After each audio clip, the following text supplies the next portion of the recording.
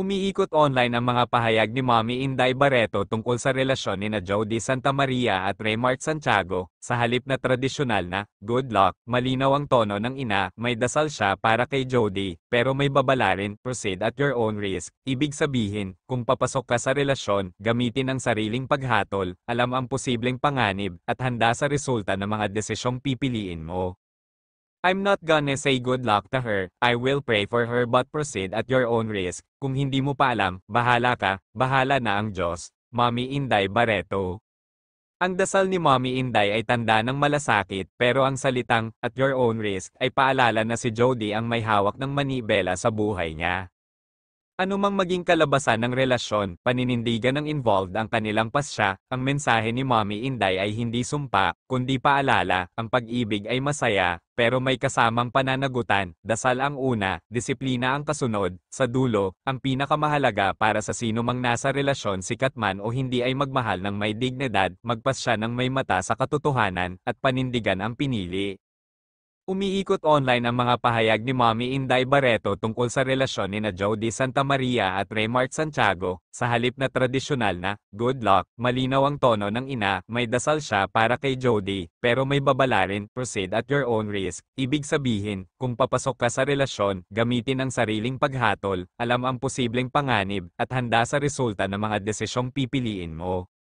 I'm not gonna say good luck to her, I will pray for her but proceed at your own risk. Kung hindi mo pa alam, bahala ka, bahala na ang Diyos. Mommy Inday Barreto.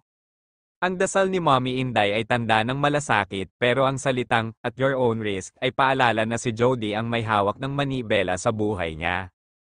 Ano mang maging kalabasan ng relasyon, paninindigan ng involved ang kanilang pasya, ang mensahe ni Mommy Inday ay hindi sumpa, kundi paalala, ang pag-ibig ay masaya, pero may kasamang pananagutan, dasal ang una, disiplina ang kasunod, sa dulo, ang pinakamahalaga para sa sino mang nasa relasyon sikat man o hindi ay magmahal ng may dignidad, magpasya ng may mata sa katotohanan, at panindigan ang pinili.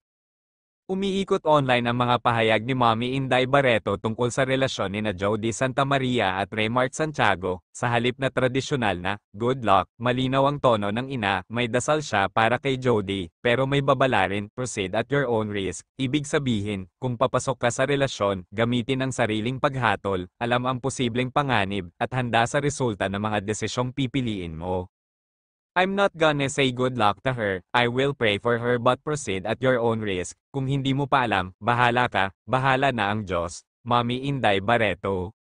Ang dasal ni Mommy Inday ay tanda ng malasakit, pero ang salitang, at your own risk, ay paalala na si Jody ang may hawak ng manibela sa buhay niya.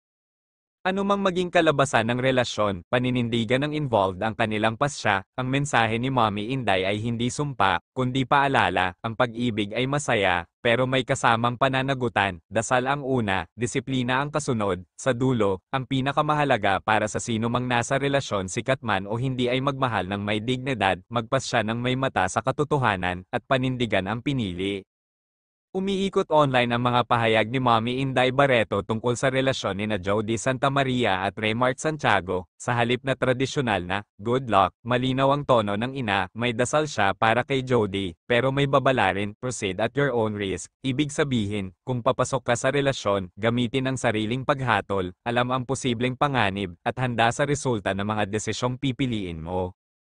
I'm not gonna say good luck to her, I will pray for her but proceed at your own risk. Kung hindi mo pa alam, bahala ka, bahala na ang Diyos. Mommy Inday Barreto. Ang dasal ni Mommy Inday ay tanda ng malasakit, pero ang salitang, at your own risk, ay paalala na si Jody ang may hawak ng manibela sa buhay niya. Ano mang maging kalabasan ng relasyon, paninindigan